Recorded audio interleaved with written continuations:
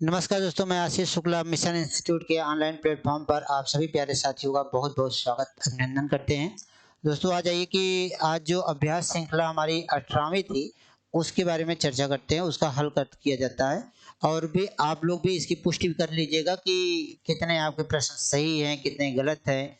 जहाँ पे कोई और दिक्कत आएगी वहाँ के लिए आप लोग कमेंट करिएगा जाके कमेंट बॉक्स में। चलिए दोस्तों शुरू करते हैं। अब ध्यान दीजिएगा, आपके पास समय बहुत कम है। अब आग लगा के कूदने की बारी आ गई है। ठीक, मतलब आग लगा के कूदने की बारी यह है कि अब बारात लेके जाने की तैयारी है। जिसके अंदर साहस रहेगी वही दुल्हन लेके आएगा, अन्यथा कोई दुल्हन लेके आएगा नहीं। ठीक, साहस, शौर्य और पराक्रम, आपका विश्वास, आपका अपना विश्वास जरूरी है दोस्तों, यह ध्यान रखिएगा। अब आपकी एग्जाम में बहुत दिन नहीं है, चंद दिनों की बात है। आप अपने एग्जाम एग्जाम जिस चीज जिसके लिए आप तैयारी कर रहे हैं उसके पास आप पहुंचने वाले हैं। तो दोस्तों ध्यान रखिएगा, आपका विश्वास ही आपको नौका आपकी नौका को पार करवाएगा। आप अपने विश्वास पर टिके रहिएगा। जो आप जानते हैं उससे बेहतर आपको कोई नहीं जानता। ठीक, चलिए दोस्तों शुरू करते हैं, श्रृंखला का आरंभ करते हैं। अब देखिए यहाँ पे सबसे पहले जो टेस्ट सीरीज अभ्यास श्रृंखला 18वीं थी उसमें आप जो है देखिए सबसे पहले लिखा गया है, नीचे दिए गद्यांशों को ध्यान पूर्वक पढ़ें। ठीक, अब प्रश्नों के उत्तर उसी गद्यांश दिए गए हैं। तो देखिए दोस्तों यहाँ पे सबसे पहला जो क्वेश्चन आया गद्य आया, कहा गया ईर्ष्या का काम है जलना। ठीक, ईर्ष्या का क्या काम है? जलना काम है। ठीक है, जब ईर्ष्या का काम क्या है? जलना है।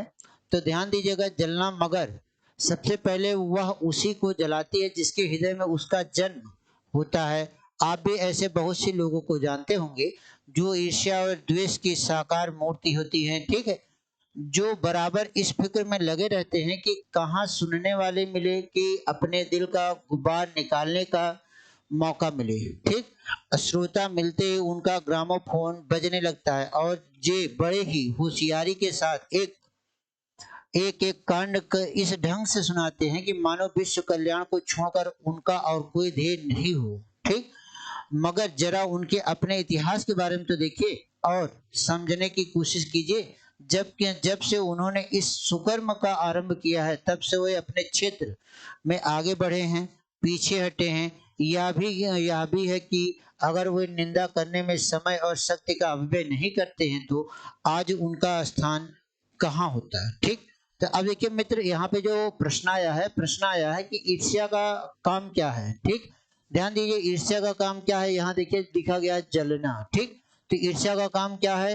रुलाना है, हंसाना है, जलाना है या नचाना है। ठीक, तो ईर्ष्या का काम मित्र क्या है? जलाना है। आपको देखिए गद्यांश में पहली ही लाइन में आ गया, ईर्ष्या का क्या काम है? जलाना है। तो आपको उत्तर मिल रहा है। अब हम लोग देखिए 39 नंबर का सी सही हो गया। अब इसके बाद फिर हम आगे चलते हैं। ठीक, 40 में चलते हैं।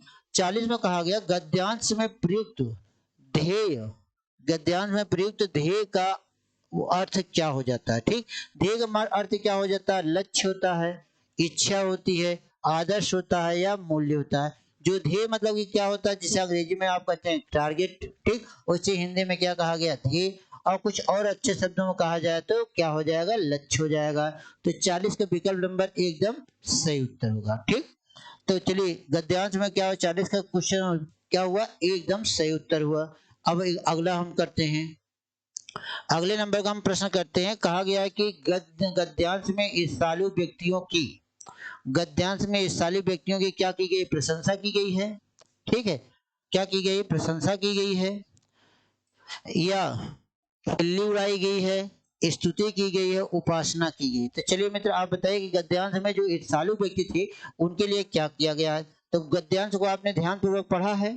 ठीक, तो जो जो ईर्ष्यालु व्यक्ति थे उनके कहा गया वो निंदा करने में समय और शक्ति का अपव्यय करते हैं तो आज उनका स्थान कहाँ होता है। ठीक, मानो यहाँ देखिए उनका कहाँ निंदा उड़ाई है? मानो विश्व कल्याण को छोड़कर उनका और कोई ध्येय ना हो। ठीक, तो उनकी क्या की गई भैया? खिल्ली उड़ाई गई है, उनका मजा बनाया गया। ठीक है, मजा लिया गया। तो विकल्प नंबर बी एकदम सही उत्तर है। ठीक, अगला क्वेश्चन देखते हैं। अगला क्वेश्चन क्या कहा गया? अपव्यय का अर्थ, इसको तो सब लोग जानते हो। अपव्यय का अर्थ क्या होता है? खर्च होता है, कम खर्च होता है, अधिक खर्च होता है, फिजूल खर्च होता है।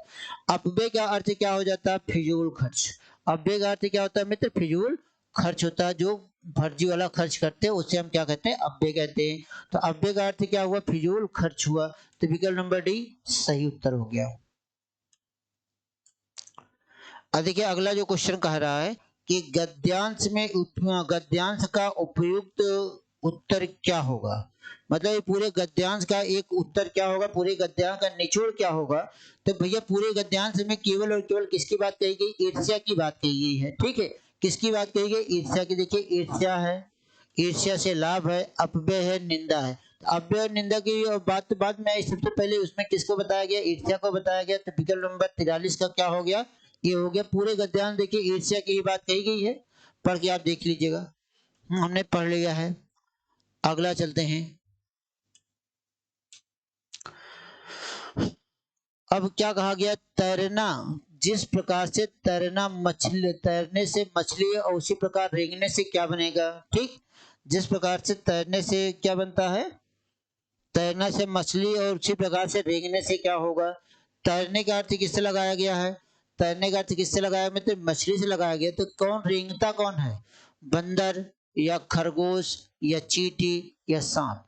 तो देखिए तैरना कौन, तैरता कौन है, मछली। तो रेंगता कौन है मित्र, सांप रेंगता है। बाकी खरगोश दौड़ता है, बंदर दौड़ते, चींटी चलती है। ठीक, रेंगती नहीं, चींटी चलती है। ठीक, बंदर कूदता है, खरगोश दौड़ता है। खरगोश और कछुआ की कहानी तो आपने सुना ही होगा। तो वही सारी चीजें यहाँ पर है। ठीक, अब हम आगे चलते हैं।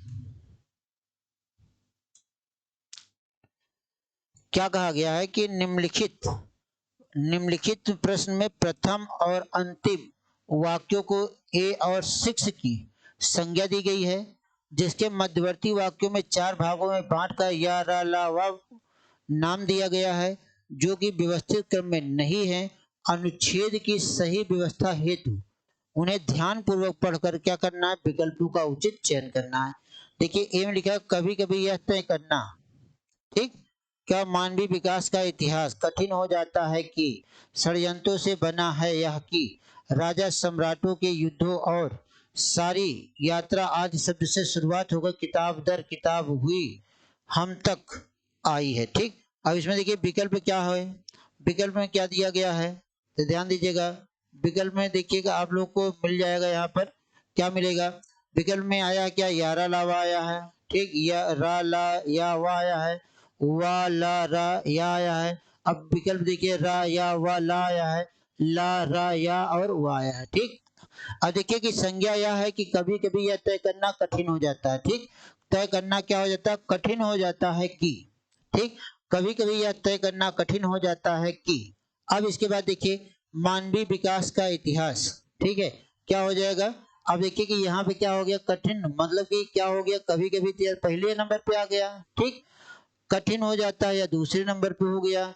मानवीय विकास का इतिहास तीसरे नंबर पे हो गया। ठीक, मानवीय विकास का इतिहास तीसरे नंबर पे हो गया। ठीक, अब उसके बाद फिर क्या हो जाता है, उसके बाद फिर क्या आ जाता है,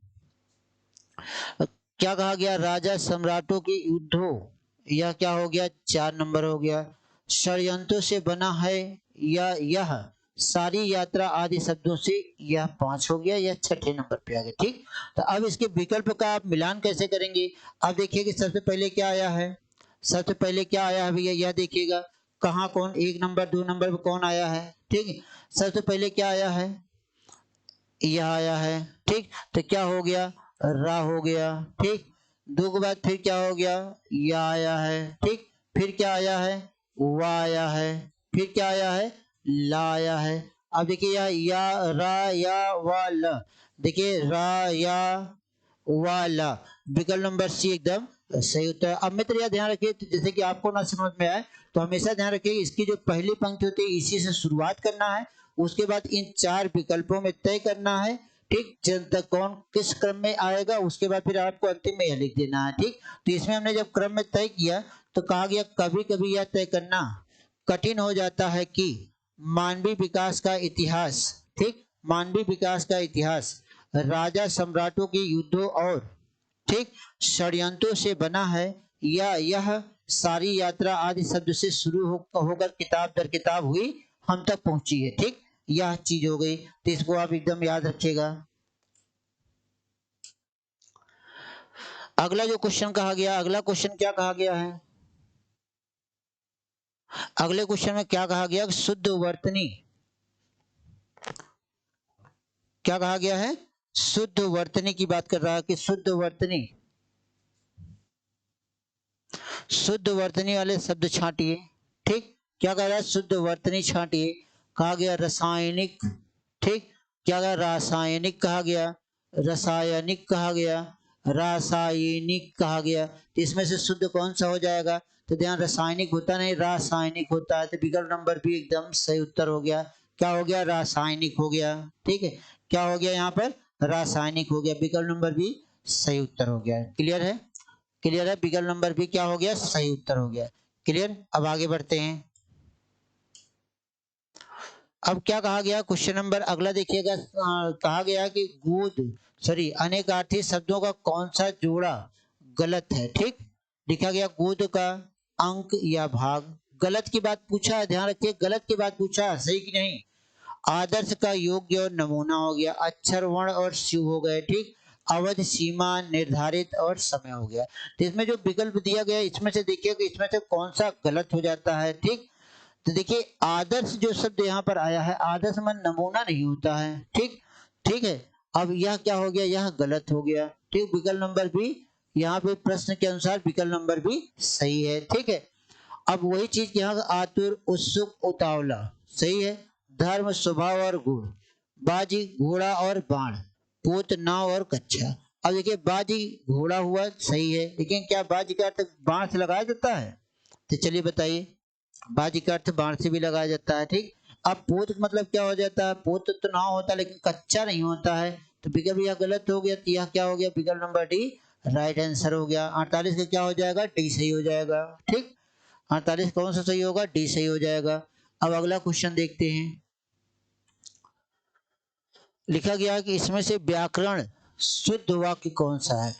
ठीक, क्या लिखा गया? इसमें से व्याकरण शुद्ध वाक्य कौन सा है? तो अब इसमें देखिए विकल्प दिया गया, तू कल कहाँ गए थे। क्या कहा गया? तू कल कहाँ गए थे, आप कल कहाँ गए थे, गया थे, मैं कल मामा जी के यहाँ गया था, गए थे, गए था। ठीक, तुम कल कहाँ गए थे। अब ध्यान रखिए कि यहाँ पे पूछा गया शुद्ध वाक्य, तुम कल कहाँ गए थे। तू कल कहाँ गए थे मतलब कि यह, इसके साथ यह सर्वनाम का मेल नहीं है, तो वाक्य गलत है। आप कल कहाँ गया था, यह भी गलत है। ठीक, मैं कल मामा जी के यहाँ गए, यहाँ पर यह गलत हो गया। बच्चा आपके पास क्या? तुम कल कहाँ गए थे। तो विकल्प नंबर डी क्या हो जाएगा? सही उत्तर। क्यों? कि तुम कल कहाँ गए थे, इसका जो जुड़ाव होता है इससे होता है या बहुवचन के साथ ही आएगा। ठीक, तू का बहुवचन क्या हो जाता है? तुम हो जाता है। तो यहाँ पे थे लगा है, थे बहुवचन के रूप में लेके आता है, तो तू का प्रयोग नहीं किया जाएगा। ठीक है, अब यहाँ तुम कल कहाँ गए थे, तू का बहुवचन क्या हुआ? तुम, तो तू थे की प्रयोग, थे का प्रयोग कर दिया गया। ठीक, अब अगला देखिए, कहा गया हमें सदा सत्य बोलना चाहिए, हमको सदा सच्चा बोलना चाहिए, हमें सदा हमें सत्य बोलना चाहिए, हमें सदा सत्य बोलने चाहिए। तो अब आप इसमें बताइए कि इसमें से कौन सा सही हो जाएगा। इसमें देखिए कि इसमें इसका एक ही उत्तर होता है। जैसे हमने कहा हमें सदा सत्य बोलना चाहिए, सही उत्तर यही है, 50 का एकदम सही। अब देखिए तीनों गलत क्यों है। ठीक, हमको सदा सच्चा बोलना चाहिए, यह गलत है। हमें सत्य बोलना चाहिए। ठीक, तो यहाँ सदा पहले लग जाता है, इसलिए गलत हो गया। हमें सदा सत्य बोलने चाहिए, तो यहाँ बोलने कहा गया, इसलिए यह क्या हो गया? अशुद्ध हो गया। तो विकल्प नंबर क्या हुआ कि एकदम सही उत्तर है। ठीक, अब अगला क्वेश्चन देखते हैं। क्वेश्चन नंबर देखिए कि 51, निम्नलिखित प्रश्न में वाक्य त्रुटि है, ए बी सी डी दिया गया है। ठीक, 4 भाग विभक्त हैं, जिस भाग में त्रुटि हो उसे चिन्हित कीजिए और कोई त्रुटि ना हो तो उसके लिए विकल्प डी दिया गया है। ठीक, अब देखिए कि 6वें ब्रिक्स सम्मेलन, क्या लिखा गया? 6वें ब्रिक्स सम्मेलन आयोजन ब्राजील के पोर्ट लेजा में किया गया। ठीक, किया गया। ठीक है, अब आप हमें यह बताएंगे इस वाक्य में कौन सा शब्द अशुद्ध है। ठीक, अब हमने आपको इसके पहले वाली क्लास में यह बताया था कि जब इस तरह का वाक्य है तो इसे आप क्या करेंगे? क्रमबद्ध रूप से लिख लेंगे। कहा जाता है 6वें ब्रिक्स सम्मेलन, ब्रिक्स सम्मेलन, सम्मेलन का आयोजन, का आयोजन ब्राजील के, ब्राजील के फोर्टालेजा में किया गया, फोर्टालेजा में किया गया, ठीक, किया गया। अब आप ये सारे वाक्यों को पढ़ ले, जैसे क्रमबद्ध तरीके लिखे तो इसे लिखे ना। अब आप देखिए कि कहा गया 6वें ब्रिक्स सम्मेलन का आयोजन ब्राजील के फोर्टालेजा में किया गया। अब आप देख रहे हैं कि इसमें कहीं से कोई त्रुटि नहीं, अगर त्रुटि होती तो कहीं ना कहीं गड़बड़ाता, आपकी ध्वनि गड़बड़ाती, तो इसलिए इसमें क्या हो जाता, कोई विकल्प शुद्ध नहीं है, तो विकल्प नंबर डी एकदम राइट आंसर हो जाता है। ठीक, विकल्प नंबर डी एकदम राइट आंसर हो गया। ठीक, अब अगला चलते हैं हम। कहा गया है कि तस्वीर, क्या कहा गया, तस्वीर का बहुवचन रूप लिखिए। तस्वीरें, तस्वीराएं, तस्वीराओं, तस्वीरें। देखिए तस्वीर का हमेशा क्या हो जाता है, तस्वीरें का बहुवचन पूछा जाता है।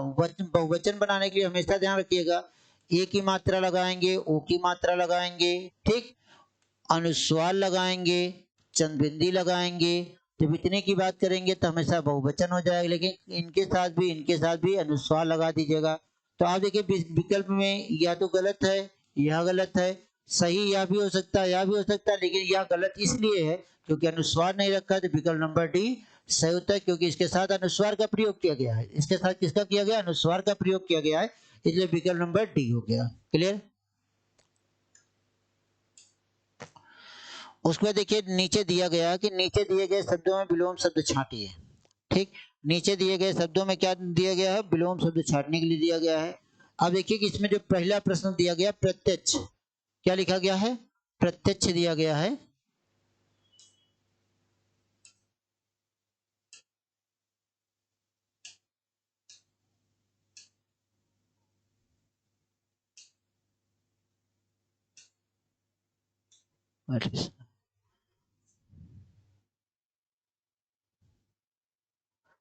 एक मिनट रुक जाए भाई।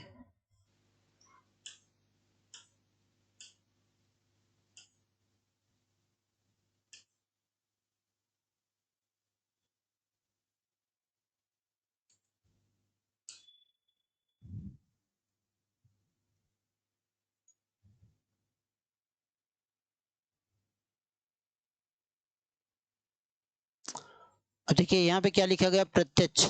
प्रत्यक्ष का देखिए यहाँ पे क्या लिखा गया, प्रत्यक्ष लिखा गया है। तो इसमें कहा गया निम्नलिखित में से क्या करना है, आपको शब्द विलोम छांटना है। ठीक, क्या छांटना है, शब्द विलोम छांटना। प्रत्यक्ष का विलोम शब्द क्या होगा। ठीक, विकल्प आपके यहाँ दिया गया प्रमाण, अपरोक्ष, परोक्ष और प्रत्यक्ष दिया गया है। ठीक, क्या किया गया, प्रत्यक्ष दिया गया है। अब इसका जो है मतलब कि विकल्प के अनुसार क्या हो जाएगा, यह ध्यान रखिएगा। प्रत्यक्ष का क्या हो जाएगा, प्रत्यक्ष का विलोम शब्द क्या होगा, प्रमाण होगा नहीं, ठीक, अपरोक्ष होगा नहीं, अप्रत्यक्ष हो सकता है, लेकिन क्या लिखा गया, परोक्ष लिखा गया है। प्रत्यक्ष का क्या हो जाएगा, परोक्ष, विलोम शब्द क्या हो जाएगा, परोक्ष हो जाएगा। ठीक, प्रत्यक्ष का विलोम शब्द क्या हो जाएगा, परोक्ष हो जाएगा। क्लियर है, तो इसको आप देखते रहिएगा, इसको आप देखिएगा, उसके बाद फिर बताते हैं आगे।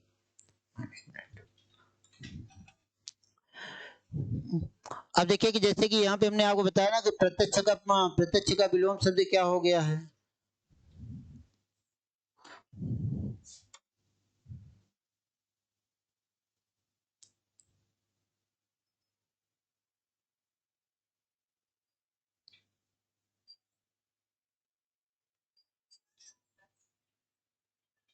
इधर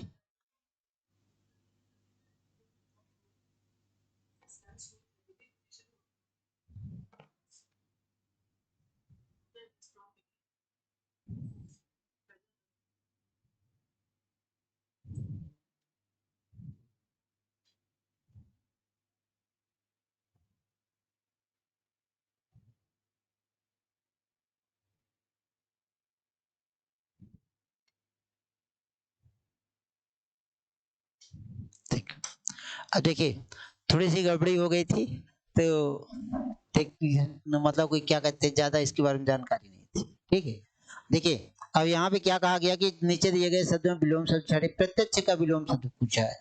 प्रत्यक्ष का प्रमाण होता है कि अपरोक्ष होता है कि परोक्ष होता है कि अप्रत्यक्ष होता है। देखिए दोस्तों यहाँ देखिए कि प्रत्यक्ष का विलोम शब्द हम अप्रत्यक्ष भी होता है, लेकिन जब आपके सामने परोक्ष न दिया गया होता तो विकल्प नंबर सी क्या हो जाएगा, इसका सही उत्तर होगा प्रत्यक्ष का विलोम क्या होगा, परोक्ष होगा। ठीक है, अप्रत्यक्ष भी हो सकता है, लेकिन जब अप्रत्यक्ष और परोक्ष दोनों दिया रहेगा तो वहां हमेशा किसको लगाएंगे, परोक्ष को लगाएंगे, अप्रत्यक्ष को नहीं लगाएंगे। अगर मान लीजिए अप्रत्यक्ष होता परोक्ष ना होता तब आप अप्रत्यक्ष लगा देते। अब देखिए दूसरा जो अगला क्वेश्चन नंबर 54 कह रहा है कि साधु का विलोम क्या होगा, साधु का विलोम क्या होगा। ठीक, अब साधु का विलोम क्या होगा, विलोम होगा क्या होगा साधु का विलोम भैया, यह देखिएगा असाधु लिखा गया है, योगी लिखा गया, रोचक लिखा गया और भोगी लिखा गया। अब साधु का विलोम क्या हो जाएगा, आपके मन के अंदर फिर से थोड़ा सा एक मतलब एक भाव जागृत हुआ होगा कि साधु का विलोम आखिर क्या हो जाएगा। ठीक है, साधु को मतलब भोगी भी लगा सकते हैं आप, ठीक, लेकिन साधु का विलोम भोगी होता नहीं, योगी का भोगी होता है। ठीक, अब ध्यान रखिएगा जो साधु है साधु का विलोम विलोम क्या होगा, असाधु हो जाएगा। ठीक है, विकल्प नंबर ए देख लीजिएगा। अगला क्वेश्चन नंबर 55 में देखिए उदार का विलोम शब्द क्या होगा, उदार अनुदार है, कोमल है, कठोर है, नरम है। तो उदार का क्या हो जाएगा मित्र, अनुदार हो जाएगा। क्या हो जाएगा, अनुदार हो जाएगा। विकल्प नंबर ए एकदम सही उत्तर है। ठीक है, और उदार का क्या हो जाएगा, अनुदार। कोमल का अगर पूछा जाए, कोमल का विलोम कठोर हो जाता है। ठीक, कठोर का कोमल हो जाता है, कोमल का कठोर हो जाता है। नरम का क्या हो जाता है, कड़ा हो जाता है। ठीक, नरम का क्या हो जाता है, कड़ा हो जाता है। नरम है मुलायम, जिसे मुलायम कहते हैं। ठीक है, अब देखिए अगला देखते हैं ग्राहा, ग्राही, ग्राही शब्द का विलोम शब्द क्या होगा, देह होगा, त्याज्य होगा, अदेय होगा, अग्राह होगा। ठीक, तो अब आप इसमें हम बताएं कि ग्राह का विलोम शब्द क्या होगा। ठीक, तो ध्यान दीजिए अग्राह का विलोम शब्द क्या होगा, अग्राह हो जाएगा। ठीक, अग्राह ही लिखा जाएगा। ठीक, विकल्प नंबर डी सही उत्तर है। त्याज होगा, त्याज मतलब त्यागना होता है, दे मतलब देने वाला होता है। ठीक, अदेय मतलब जो न देने वाला होता है। दे का विलोम शब्द क्या होगा, अदेय हो जाएगा। त्याज्य का अत्याज्य हो जाता है। ठीक, ग्राही का क्या हो जाता है, अग्राही हो जाता है। अगला देखिए दिया गया जागृत, जागृत का विलोम क्या होता है, स्वप्निल होता है, सुषुप्त होता है, सुप्त होता है कि जागरण होता है। तो आप बताइए पहले इसका उत्तर क्या होगा। स्वप्निल का विलोम क्या हो जाता है, सॉरी जागृत का विलोम क्या होता है, जागृत का विलोम क्या हो जाता है, तो आप बताइएगा इसमें क्या हो जाएगा। जागृत मतलब क्या होता है, जागना होता है। ठीक, जागना होता है। ठीक, अब आप हमें बताएंगे कि इसमें क्या हो जाएगा। इसमें जो सुसुप्त है इसका क्या हो जाता है, इसका अर्थ ही होता है क्या, गहरी नींद में सोना, गहरी गहरी नींद में सोना।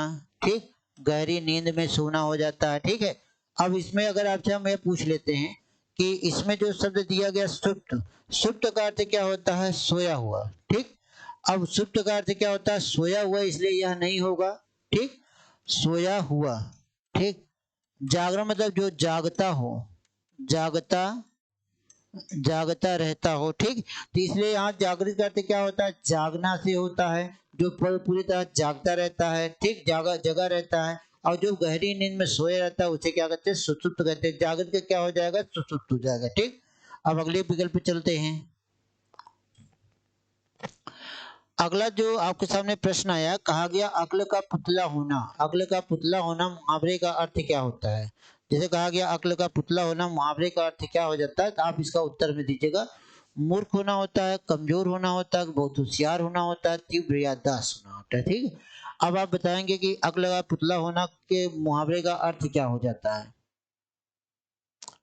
अक्ल का पुतला हो, अक्ल का पुतला मतलब क्या हो, जो बहुत होशियार हो। अकल का पुतला है कह रहे, तो अकल का पुतला बहुत होशियार है।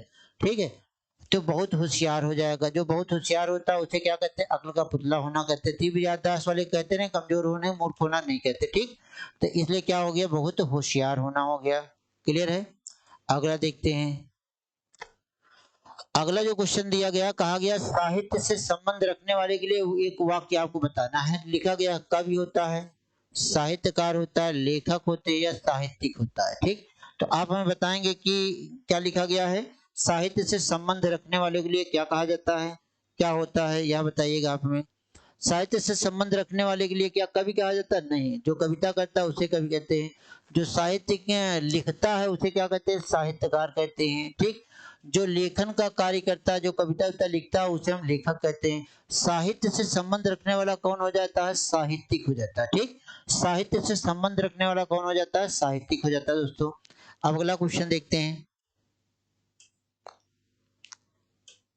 अगला क्वेश्चन कि हर काम को देर से करने वाला, क्या कहा गया? हर काम को देर से करने वाला कौन हो जाएगा? दीर्घजीवी हो जाएगा कि दीर्घकाय हो जाएगा? दीर्घ सूत्री होता है, विलंबी होता है। तो आप चलिए बताइए, फटाफट बताइए इसका उत्तर क्या हो जाएगा। ठीक, हर कार्य को देर से करने वाला, देर से करने वाला हो जाता है, ध्यान रखिएगा। तो देर से करने वाला को क्या कहा जाएगा? दीर्घ सूत्री कहा जाएगा। क्या कहा जाएगा? दीर्घ सूत्री कहा जाएगा। अर्थात विकल्प नंबर सी सही उत्तर है। ठीक है, विलंबी मतलब विलंब से काम करने वाला, दीर्घ का मतलब कि दीर्घ समय से आने और जो प्रचलित चला आ रहा है। ठीक, दीर्घजीवी मतलब लंबे समय तक जीवन रहने वाला दीर्घजीवी कहलाता है। ठीक है, अब अगला क्वेश्चन देखते हैं।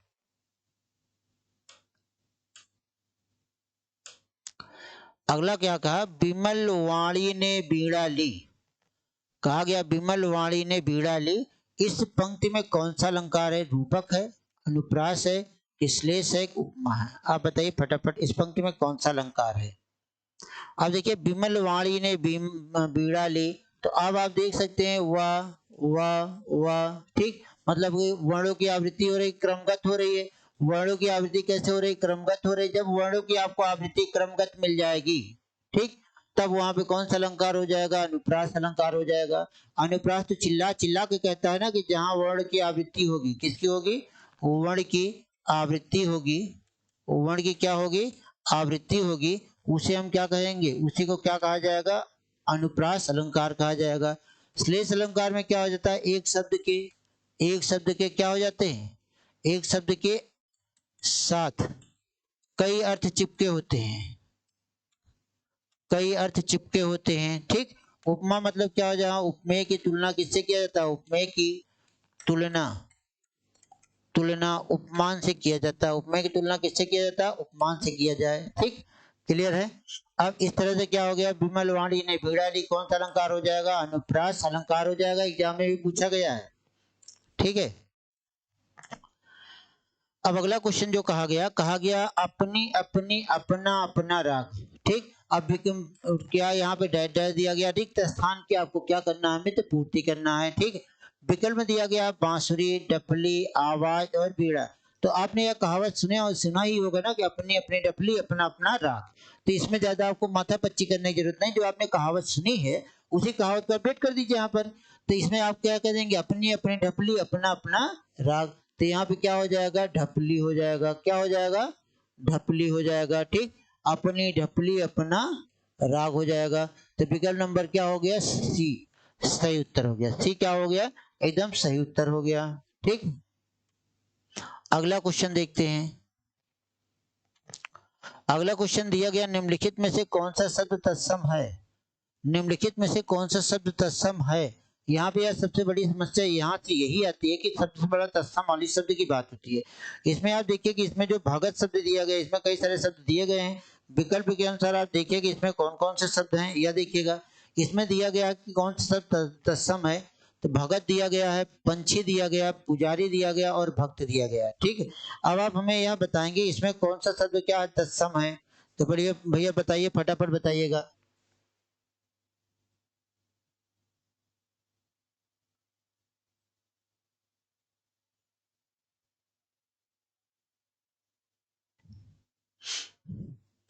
इसमें कौन सा शब्द तत्सम है भैया? देखिए, भगत हिंदी का शब्द है, तद्भव है। पंछी भी तद्भव है, पुजारी भी तद्भव, केवल क्या बचा? भक्त बचा। भक्त क्या हो गया? तत्सम शब्द हो गया। भक्त कौन सा शब्द है? तत्सम शब्द है। तो इसको आप अपना सही कर लीजिए। भक्त क्या है? तत्सम शब्द होता है। ठीक है, अब अगला क्वेश्चन क्या कहा जा रहा है कि निम्नलिखित प्रश्नों में दिए गए शब्द का विलोम शब्द के लिए चार विकल्प प्रस्तावित हैं। उचित विकल्प का चयन कीजिए। ठीक, उदय एक दिया गया, उदय शब्द दिया गया।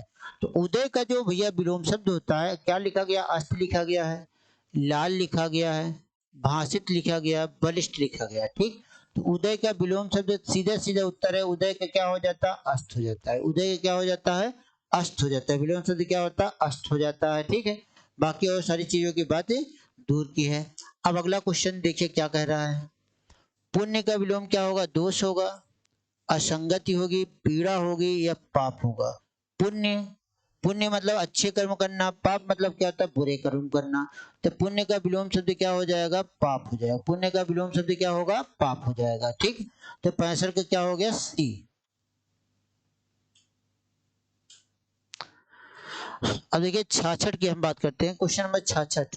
तो इसमें लिखा गया निम्नलिखित प्रश्नों में दिए गए चार विकल्प, चार चार वाक्यों में एक वाक्य शुद्ध है, बाकी तीन क्या है, अशुद्ध है। शुद्ध वाक्य को चुनना है।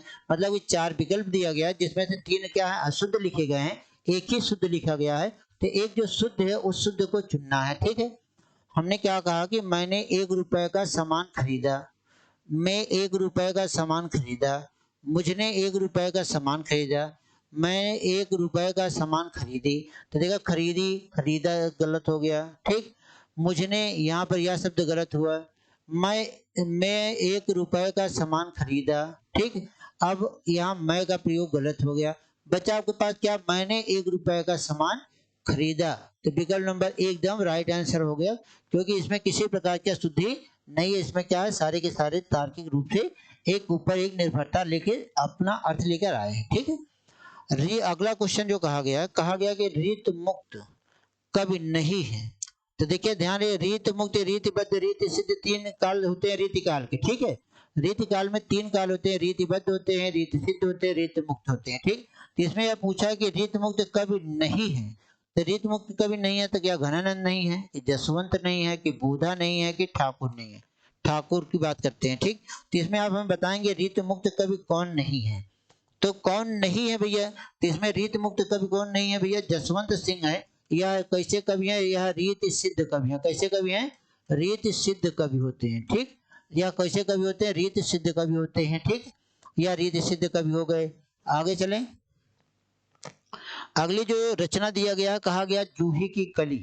क्या कहा गया है, जूही की कली कविता के रचयिता कौन है। तो जूही की कली कविता के रचयिता कौन है, यहाँ आप हमें बताइएगा, फटाफट बताइए, उत्तर दीजिएगा।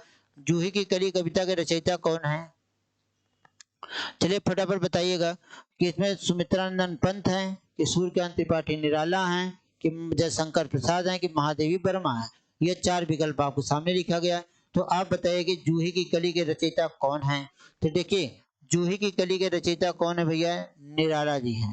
ठीक, निराला जी, सूर्यकांत त्रिपाठी निराला जी हैं, जिन्होंने क्या लिखा था, जूही की कली नामक एक कविता लिखी थी। या क्या है, कविता है, क्या है, कविता है।